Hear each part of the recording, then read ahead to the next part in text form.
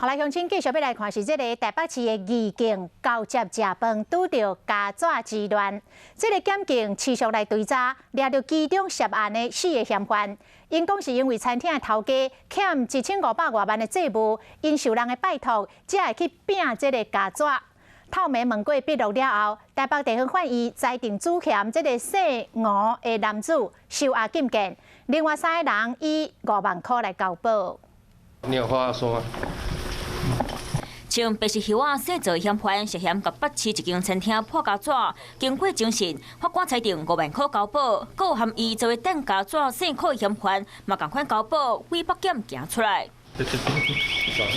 涉案的还有这个当时洗车生出来查甫人，法官认为3个人拢是涉共一个案件，拢互因交保。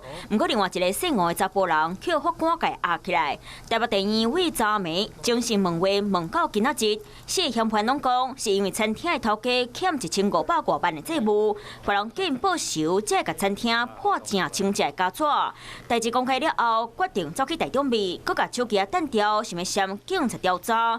警察当时发现有另外一个共犯伫咧走路，而且和姓吴的嫌犯有关系，考虑到因有可能有盗窃的行为，所以裁定甲压起来。同时，嘛继续追查涉案的别个共犯。